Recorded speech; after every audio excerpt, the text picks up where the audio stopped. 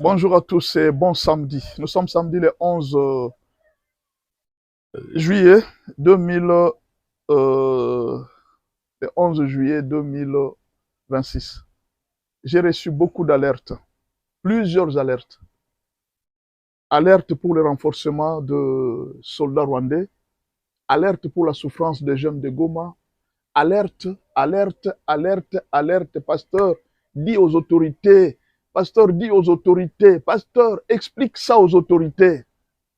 Il y a même des gens qui m'ont écrit, ils disent, pasteur, pourquoi tu ne parles pas de la situation de l'Itourie? Hein, nous, ici en Itourie, on souffre, pasteur. C'est comme si vous ne voyez pas la situation de l'Itourie. Il y a une chose que je dois vous dire. Je dois vous dire la vérité, en fait. Vous ne comprenez pas l'organisation d'un État et l'organisation d'un gouvernement. L'impression que vous avez, c'est comme si le gouvernement ne connaît rien. Et que c'est vous qui êtes sur le terrain qui connaissez tout. C'est-à-dire, quand le Rwanda renforce ses soldats, les gouvernements qui utilisent les drones, des appareils spécialisés, qui peuvent voir toute la RDC à travers les satellites. Donc, le gouvernement n'est pas informé que le Rwanda est en train de se renforcer. Vous croyez vraiment? Non, dites-moi, soyons un peu sincères. Donc, vous croyez que pendant que le Rwanda se renforce, le gouvernement n'est pas informé que le Rwanda se renforce. C'est votre alerte qui va dire au gouvernement que non, voilà, et le Rwanda est en train de se renforcer. Le gouvernement sait. Tous les déplacements des troupes du Rwanda, d'abord, la MONUSCO sait, les États-Unis savent, la RDC connaît. Quand le Rwanda se renforce, la RDC connaît. Ça, c'est la première chose. N'oubliez pas ça. J'ai l'impression que vous oubliez beaucoup. Vous pensez que quand vous donnez l'alerte là, alors le gouvernement, je peux comprendre. Vous voyez par exemple le Ouazalendo. Quand ils donnent les alertes sur les trahisons des généraux, ça je peux comprendre. Parce que certaines choses, le gouvernement ne sait pas. Comment le gouvernement ne sait pas? Parce que le gouvernement a parfois une confiance aveugle. Vous pouvez aussi avoir raison. Peut-être que ceux qui voient les déplacements des troupes sont des agents du M23 qui travaillent là-bas. Ils peuvent ne pas signaler au gouvernement les déplacements des troupes. Mais moi, je ne crois pas que le gouvernement n'est pas informé sur le déplacement des troupes. Je ne crois pas. À moins qu'on n'ait pas un gouvernement. De deux, vous devez savoir que parmi les M23, le gouvernement a des agents qui travaillent pour lui. Dans tous les gouvernements, c'est comme ça. Dans le gouvernement congolais, il y a des agents du Rwanda qui travaillent. Même au sein du gouvernement rwandais, il y a des agents de la RDC qui travaillent, qui signalent aussi les plans. Même au sein du M23, même parmi les gens de Kabila, il y a des gens, même dans l'opposition, il y a des gens qui travaillent pour Félix. Si vous ne le savez pas, c'est comme ça que tous les présidents du monde travaillent. Vous devez le savoir, parce que j'ai l'impression que vous n'avez pas l'idée de ce que peut faire un État. Le gouvernement est très bien informé de tous les mouvements des troupes du Rwanda, très bien informé. Ils connaissent même là où ils se reposent, là où ils dorment, parce qu'ils les voient. Alors vous allez me dire, pasteur, mais pourquoi alors le gouvernement n'envoie pas de missiles? Pourquoi alors le gouvernement ne bombarde pas carrément? C'est la question que vous vous posez parce que vous ne comprenez rien. Il y a un problème que vous devez comprendre. Le premier problème, ça peut être la trahison au sein du gouvernement. N'est-ce pas? La trahison au sein du gouvernement, c'est-à-dire parmi les gens qui communiquent au chef de l'État, il y a des agents du gouvernement qui sont là. Mais le gouvernement est informé de tout. À moins que ceux qui travaillent, parfois le gouvernement peut décider, mais c'est dans la chaîne de commandement que les choses se passent mal. C'est ça le problème. Mais ne croyez pas que le gouvernement n'est pas informé. Le gouvernement est très bien informé. Tout ce qui se passe à l'Est, la souffrance des jeunes, comment est-ce qu'on est en train de maltraiter les jeunes, comment est-ce qu'on est en train de faire des taxes, de faire ceci. Le gouvernement est informé de tout. On ne vous trompe pas. Tout ce qui se passe à l'Est, le gouvernement est informé. Que personne ne vous trompe. Ne croyez pas que ce sont vos alertes qui disent au gouvernement. Non, ce ne sont pas vos alertes. Le gouvernement est informé de tout. Ça, c'est la première chose. La deuxième chose que vous devez savoir, pourquoi alors le gouvernement n'agit pas? Premièrement, ça peut être une raison de manque de stock. N'est-ce pas? C'est la première raison. Ça dit qu'il n'y a pas de stock. On peut condamner le gouvernement, mais pourquoi vous n'ajoutez pas les stocks? Deuxième raison, je ne dis pas que c'est ça. Deuxième raison, ça peut être un problème de manque de technologie efficace. Le Rwanda peut utiliser une technologie supérieure à celle du gouvernement. Le gouvernement n'a pas cette technologie. Par exemple, la technologie de brouillage. Nous, on n'en avait pas. Les Rwandais en avaient depuis très longtemps. Les Rwandais pouvaient brouiller tout l'espace aérien. Le Rwanda peut contrôler tout un espace aérien. Avant que le Rwanda puisse lancer un avion pour que l'avion atterrisse à Minembwe, le Rwanda doit être rassuré que l'espace aérien est fermé, il est sécurisé. Voilà pourquoi le Rwanda a fait appel, d'après ce qu'on dit, aux mercenaires français, pour verrouiller l'espace aérien de l'Est avant de faire atterrir un avion. Ça peut être que le gouvernement n'a pas encore cette technologie, mais dire que le gouvernement ne connaît pas, c'est faux. Le gouvernement connaît. Le gouvernement connaît tout ce qui se passe à l'Est, mes frères.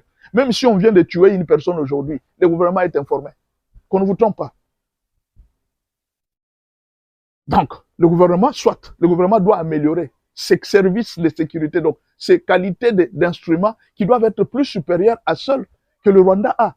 Parfois, on peut envoyer quelqu'un aller acheter des appareils sophistiqués. Vous-même, vous connaissez le système du pays. Quelqu'un peut aller trafiquer, il achète quelque chose de moins cher, et puis il amène ça au gouvernement. Ces choses-là ne sont pas efficaces sur le terrain. Parfois, ça peut être la trahison au sein de l'armée.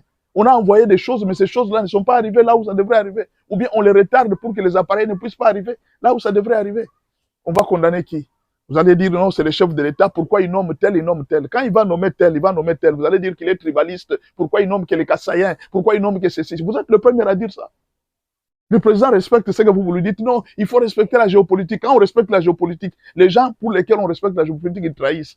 Vous avez les Banyamulenge qui demandent des postes à tout moment. Nous, on ne nous considère pas dans le gouvernement congolais. Bon, d'accord, on vous donne des postes. Quand vous arrivez en guerre sur terrain, vous êtes le premier à vendre le plan du Congo au Rwanda. À ce moment-là, vous devenez frère de Rwandais.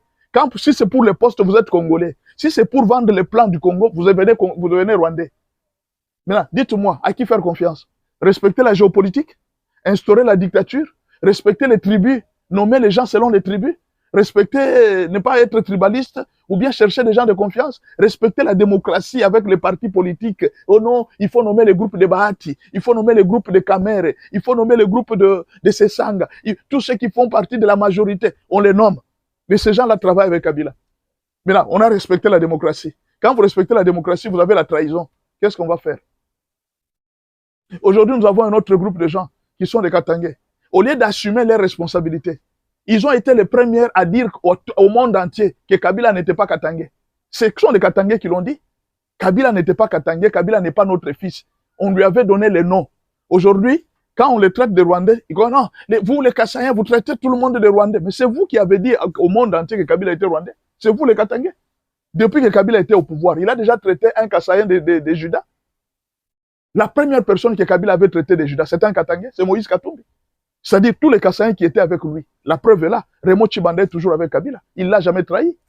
Mais vous, les Katangais, vous trahissez votre propre frère. Quand il est en difficulté, là, il devient votre frère. Mais quand il était avec vous, il n'était pas votre frère. Vous êtes le premier à le trahir. Le premier à le vendre. Aujourd'hui, Kabila est devenu votre frère. Mais Raymond Tshibanda qui est avec lui. Claudel Lubaya qui est avec lui. C'est un Katangais. Tous ces gens, Pero Louara qui parle chaque jour pour Kabila, c'est un Katangais. Ou alors vous ne comprenez pas ce que vous êtes en train de faire. Que chacun assume ses responsabilités. Qu'est-ce que Félix fait? Il fait les choses pour vous plaire, vous. Non, respectons la géopolitique. Mettons Banza à l'état-major. Mettons celui-ci à l'état-major. Vous arrivez, vous mettez quelqu'un à l'état-major. Les choses ne marchent pas bien. Quand on va l'enlever, il ne place que ses frères. Quand on met vos frères à vous, ils trahissent. Nos Kabila, c'est notre frère. Mais finalement, on va faire quoi avec vous? Je ne dis pas que Banza a trahi. Je n'ai pas dit ça. Loin de moi, ça. Mais parfois, on trouve que les choses ne marchent pas. Qu'est-ce qu'on va faire? Qu'est-ce qu'on va faire? Dites-moi, qu'est-ce qu'on va faire? Il faut travailler avec qui? Un ange? Ou alors que le président Félix Tshisekedi cesse de travailler avec le Congolais, qu'il travaille avec les anges maintenant? Peut-être que vous ne savez pas. Essayez un peu de parler de votre alerte. Alerte, alerte, alerte. L'ONU vient de dire qu'au Congo, il y a 18 000 soldats rwandais qui sont au Congo.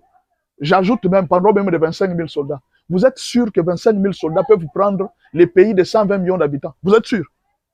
Non, dites-moi, est-ce que vous êtes sûr que 25 000 soldats sont capables de prendre 120 millions, un pays de 120 millions d'habitants? Le problème, c'est la peur. Nous avons peur de mourir. Demandez à Goma. Les gens qui nous appellent pasteur, nous mourrons ici à Goma, nous souffrons. C'est vrai, vous mourrez. Mais qui ne mourra pas? Non, dites-moi, qui ne mourra pas? Qui ne meurt pas? Ici à l'Est, les gens ne meurent pas. Vous pouvez trouver 50 000 jeunes qui sont matés par 10 Rwandais.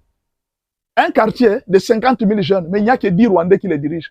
Dites-moi, comptez le nombre de soldats qui sont à Goma. Comptez le nombre de soldats qui sont à Uvira. Comptez le nombre de jeunes. Vous n'êtes pas capable d'exterminer tous ces soldats. Pourquoi? Parce que les Tutsis savent que nous avons peur de la mort. Et c'est là qu'ils sont en train de nous dominer. Les jours où nous allons enlever la peur de la mort, les jours où nous allons décider et dire nous allons mourir, attendez-vous qu'il y aura des choses qui vont changer demain. Suivez-moi dans la deuxième partie. Je vais ajouter la deuxième partie. Que Dieu vous bénisse.